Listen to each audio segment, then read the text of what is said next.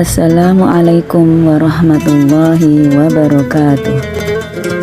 Allahumma salli ala Muhammad wa ala alihi wa ashabihi ajma'in. Ibu-ibu sahabat Salimah yang dirahmati Allah, Islam telah lengkap menyediakan panduan terbaik bagi kehidupan manusia. Selain aturan yang lengkap menjadi pedoman untuk seluruh aspek kehidupan kita, juga telah disediakan sosok-sosok teladan yang menjadi contoh untuk menjadi pribadi-pribadi terbaik sesuai dengan risalah yang disampaikan oleh Rasulullah SAW. Satu di antara teladan tersebut ialah Sayyidah Khadijah, istri pertama Rasulullah yang mempunyai segenap kemuliaan, sifat-sifat terpuji yang bisa kita teladani. Rasulullah SAW bersabda, "Afdhalun nisa'i ahlul jannah Khadijah bintu Khuwailid wa Fatimatu bintu Muhammad wa Asiyatu bintu Muzahim imra'atu Fir'auna wa Maryamu bintu Imran." Wanita-wanita yang paling utama sebagai penduduk surga adalah Khadijah binti Khuwailid, Fatimah binti Muhammad, Asiyah binti Muzahim istri Fir'aun, dan Maryam binti Imran. Hadis riwayat Ahmad. Khadijah binti Khuwailid dilahirkan di Mekah pada tahun 555 Masehi dari keturunan Bani Quraisy. Ayahnya bernama Khuwailid binti Asad, adalah seorang pedagang yang sangat kaya pada saat itu.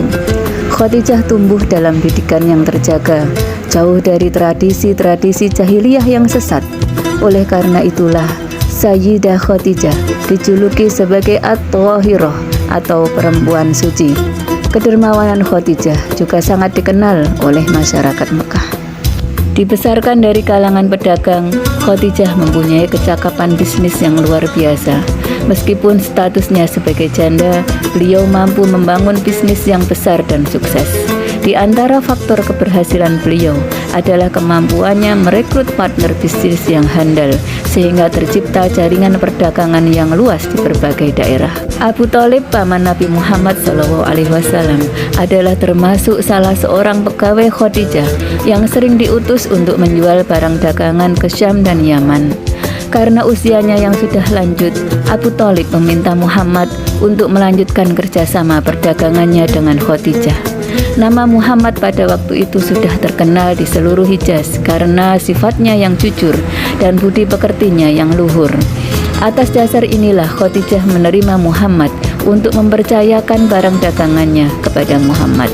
Muhammad pun memulai misi dagangnya, membawa dagangan Khadijah ke negeri Syam ditemani oleh seorang pemuda utusan Khadijah bernama Maisarah. Dari sini terlihat kepiawaian Muhammad dalam berdagang, karena beliau telah dididik oleh pamannya sejak kecil untuk belajar berdagang. Hasilnya pun sangat memuaskan, dan yang lebih penting, karakter mulia seorang Muhammad yang berdagang dengan jujur dan amanah berhasil membuat hati Khadijah terpikat. Singkat cerita, terjadilah pernikahan agung antara Khadijah dan Muhammad SAW. Usia Khadijah yang terpaut 15 tahun lebih tua dari Muhammad ternyata menuai hikmah luar biasa di kemudian hari, yakni ketika Muhammad yang diberikan amanah berat sebagai Rasul menghadapi aneka permasalahan dan tantangan yang tidak ringan. Khadijah menjadi orang pertama yang beriman kepada Allah dan Rasulullah serta membenarkan risalahnya. Khadijah pula yang memberikan ketenangan saat Rasulullah merasa ketakutan ketika menerima wahyu pertama di Gua Hira. Rasulullah kembali ke rumah dengan perasaan takut seraya berkata kepada Khadijah, "Selimuti aku, wahai Khadijah." Maka Khadijah pun menyelimutinya hingga hilang rasa takutnya dan berkata, "Tidak perlu khawatir, Allah tidak akan pernah menghinakanmu.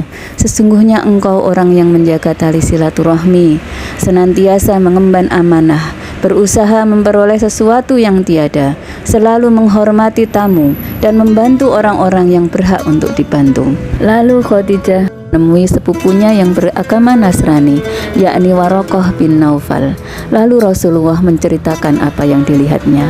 Seketika Waraqah berkata, "Ini adalah malaikat yang telah Allah turunkan kepada Nabi Musa. Andai aku dapat bertahan, aku berharap masih hidup ketika kaummu mengusirmu." Rasul bertanya, "Kenapa mereka mengusirku?" Waraqah menjawab, "Tidak ada seorang pun yang datang dengan sesuai sebagaimana yang kau emban ini, kecuali dimusuhi oleh kaumnya. Jika aku masih hidup sampai harimu, tentu aku akan menolongmu dengan sungguh-sungguh." Khadijah pun mendampingi misi dakwah Rasulullah selanjutnya dengan penuh kesetiaan, meski berbagai kesulitan ada di hadapan, termasuk ketika mengalami pemboikotan yang membuat perekonomian masyarakat terpuruk. Harta Khadijah diserahkan untuk mencukupi kebutuhan para pengikut Rasul yang diboikot. Harta kekayaan Khadijah yang tadinya melimpah pun habis untuk membiayai dakwah Rasulullah. Bahkan seringkali makanan pun tak punya. Kelelahan Rasulullah dalam berdakwah seketika hilang oleh pelayan Khadijah yang penuh kelembutan dan kasih sayang. Suatu ketika Khadijah tampak meneteskan air mata. Lalu Rasulullah bertanya, "Wahai Khadijah, kenapa engkau menangis? Adakah engkau menyesal bersuamikan aku? Dulu engkau wanita bangsawan, engkau mulia, berharta, namun hari ini engkau telah dihina orang. Semua orang menjauhi dirimu, kekayaanmu habis. Adakah engkau menyesal bersuamikan aku?" Khadijah menjawab, "Wahai Nabi Allah, bukan itu yang kutangiskan. Dahulu aku memiliki kemuliaan. Kemuliaan itu telah aku serahkan untuk Allah dan Rasul-Nya. Dahulu aku bangsawan. Kebangsawanan itu juga aku serahkan untuk Allah dan Rasul-Nya. Dahulu aku punya harta kekayaan. Seluruh kekayaan itu pun telah aku serahkan untuk Allah dan Rasul-Nya. Wahai Rasulullah, sekarang aku tak punya apa-apa lagi. Tapi engkau masih terus memperjuangkan agama ini. Wahai Rasulullah, sekiranya nanti aku mati, sedangkan perjuanganmu belum selesai, galilah kuburku, ambil tulang belalangku, jadikan jembatan untuk menyeberangi sungai agar engkau bisa melanjutkan dakwahmu." Kesetiaan Khadijah, sikap dan perjuangannya tidak ada yang menyamainya, bahkan di kalangan istri-istri Rasulullah yang lain. Hingga sepeninggal Khadijah, Rasulullah tak akan bisa melupakannya, bahkan sering menyebut-nyebut namanya, hingga menimbulkan kecemburuan di kalangan istri-istri Rasul yang lain. Sahabat Salimah yang dimuliakan Allah, ada banyak keteladanan yang telah dicontohkan oleh Sayyidah Khadijah. Kemandirian, kedermawanan, keteguhan, kesetiaan, dan pengorbanan, serta banyak lagi karakter mulia beliau.